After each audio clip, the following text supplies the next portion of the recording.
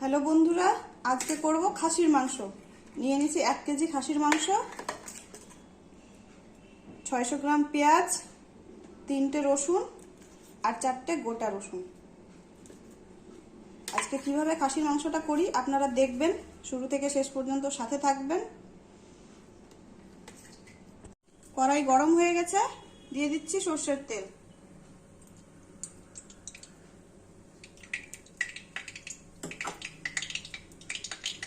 দিয়ে দিলাম 50 গ্রাম মতো সরষের তেল।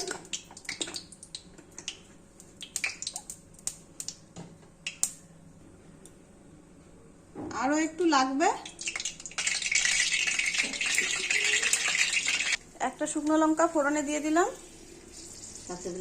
সাথে দিলাম গোটা জিরে। দিয়ে দিচ্ছি এখন পেঁয়াজ, ঢেকে দিলাম।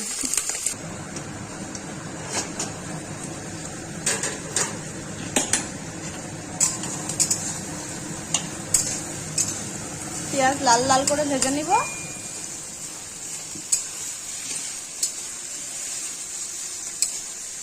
পেঁয়াজ তাড়াতাড়ি নরম হওয়ার জন্য দিয়ে দিলাম লবণ।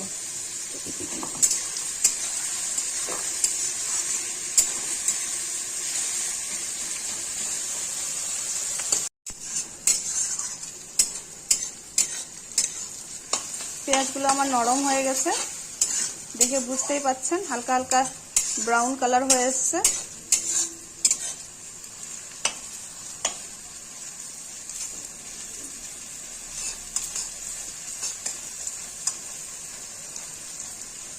ঠিক এমন সময় দেব আদা, জিরে, ধনে, শুকনো লঙ্কা বাটা। এখন বাটা মশলাটা দিয়ে দিলাম।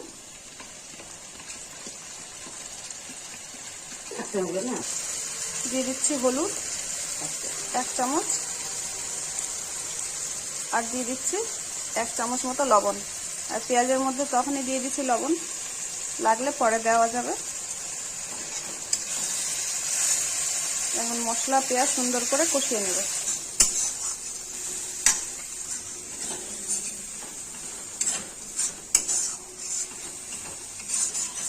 অনেকটা কষানো হয়ে গেছে, দেখতেই পাচ্ছেন একটু একটু করে তেলও ছেড়ে দিয়েছে।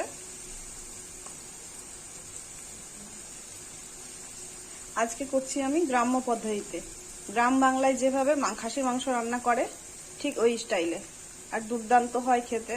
আপনারা দেখবেন সম্পূর্ণ ভিডিওটা আমি কিভাবে করি। ঠিক এমন সময় খাসির মাংসটা দিয়ে দিব। এখন খাসির মাংসটা দিয়ে দিচ্ছি।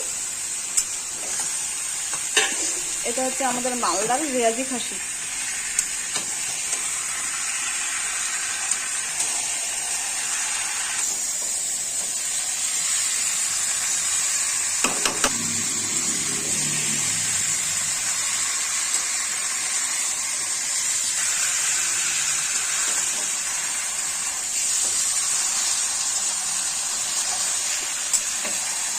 গ্রাম বাংলায় তো মাটির উনুনে রান্না করা হয়, ওর স্বাদ অনেকটা আলাদা হয়। আর আমাদের এখানে কোথায় মাটির উনুন করব। এখন দিয়ে দিচ্ছি 4টে তেজপাতা। এদিকে মাংসটা কষিয়ে নিব, আর আমি এদিকে রসুনগুলো বেটে নিব। মাকে বললাম কষিয়ে নিতে, তুমি একটু ভালো করে নেড়ে দাও, আমি রসুনগুলো বেটে নিচ্ছি।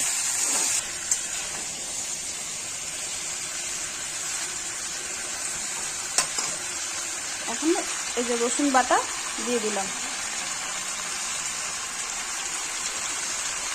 বাটি ধোয়া জল,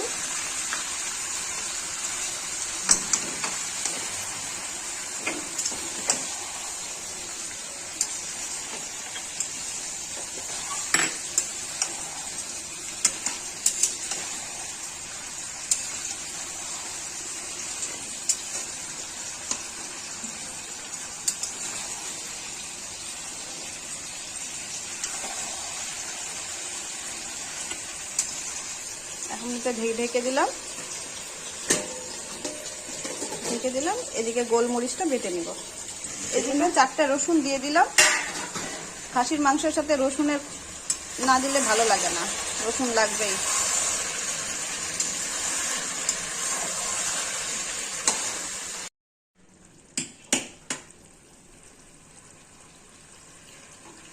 এখন গোলমরিচ বাটাটা দিয়ে দিব।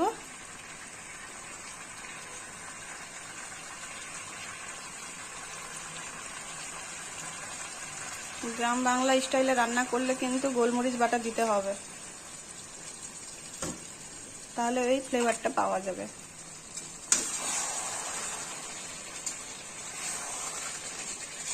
কালার দেখছেন, এখনই এত সুন্দর কালার বেরিয়েছে। এখনো অর্ধেক মাংস বাকি আছে, অর্ধেক রান্না হতে হতে এত সুন্দর রং বেরিয়েছে।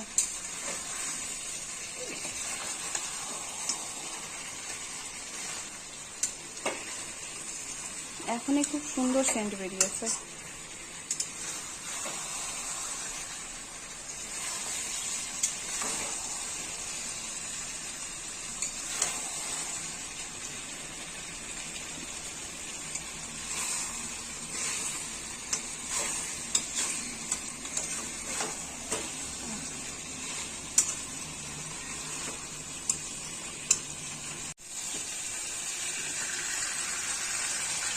দেখুন পুরো তেল ছেড়ে দিয়েছে মাংস থেকে।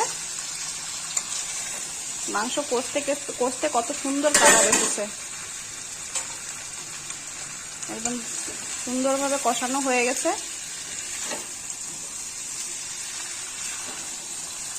আপনারা দেখে বুঝতেই পারছেন। আপনারা কিভাবে গ্রাম্য স্টাইলে রান্না করেন সেই রেসিপিটা কমেন্টে জানাবেন।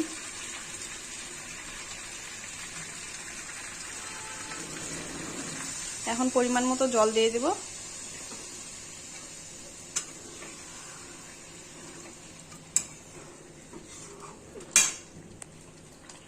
আরো জল লাগবে, মাংস সেদ্ধ হতে তো সময় লাগে।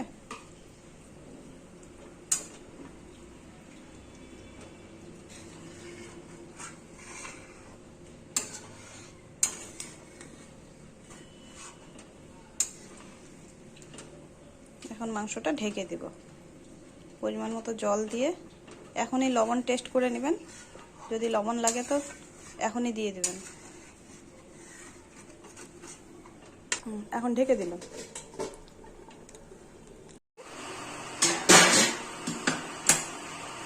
ঠিক এমন সময় মাংসটা আরেকটু হতে বাকি আছে, প্রায় 80% হয়ে গেছে। এখন দিয়ে দেব ঘি, 2 চামচ মতো ঘি দিয়ে দিলাম।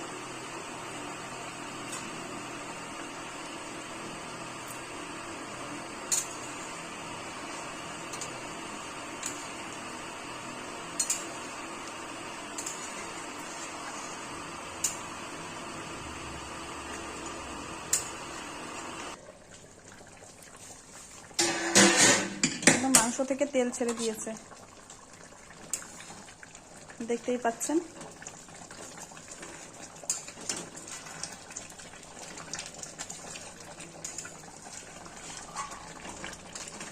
কত সুন্দর হয়েছে। আর মাংস আমাদের সেদ্ধ হয়ে গেছে, একদম রেডি। গরম গরম মাংস আর ভাত, রবিবারের দিন, আজকে রবিবার।